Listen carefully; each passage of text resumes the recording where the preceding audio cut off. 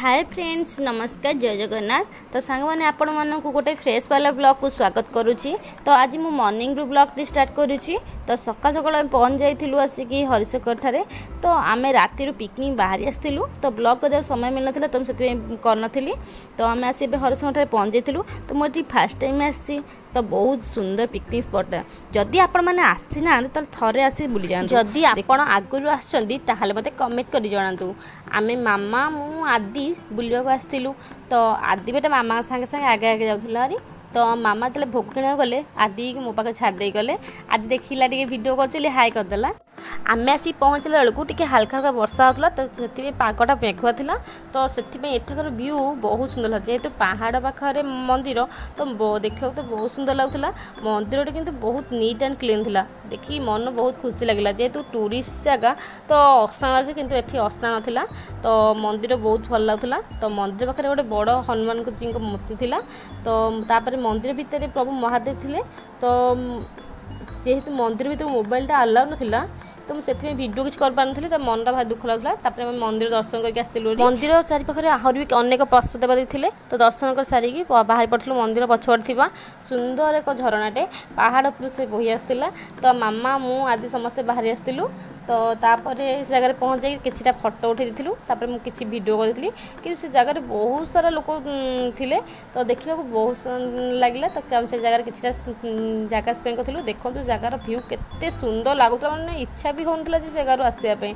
तो तापर देखो जगार व्यू केमती थिला। तो पहाड़ उपर जो झरणाटा मस्त लगुला।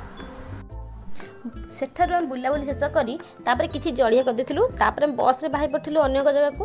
तो जेहेतु यह पहाड़िया आदिवासी एरिया तो सेठाकार घर परिवेश मते बहुत सुंदर लगला। तो सेति गाड़ी रे गला बेले तो मु किछि वीडियो कर देथिली। तो मते देखिबा घर गोटे बहुत सुंदर लगुला मजादार लगुला।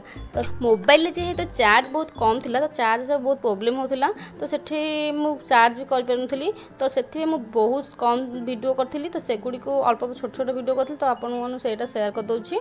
तो तापर आसी पहुँच जाइलु सेठाकर प्रसिद्ध नृसिंहनाथ मंदिर पाखे। तो सेठारे किंतु बहुत सारा दुकान बजार पड़ता। तो सेठारे सब जिनस मिलूला। तो मंदिर पाखर जगार बहुत प्लेसफुल बहुत सुंदर ब्यूटीफुल होता। तो बहुत जगटा कि बहुत भल लगुला। आसते आम बुली जा से जगह को।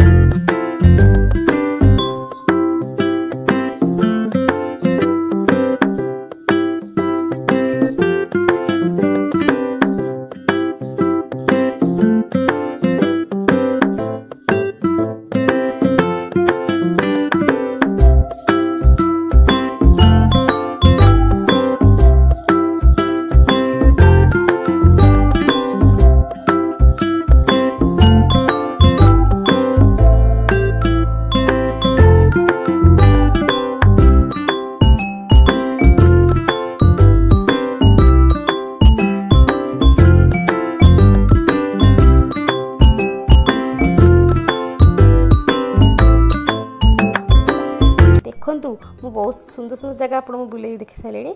जदि मो वीडियो आपको भल लगे ताहले मो वीडियो को लाइक करेंगे कमेंट करेंगे और सब्सक्राइब करने भूलें। आ बहुत ढेर सारा भल पाइबा देवे। जदि आपण मानक वीडियो भल लगे तो मुझे यार पार्ट 2 आनी। तो से को जगह जाइए बुला रोचे सांग मैंने bye bye. Thank you watch my video.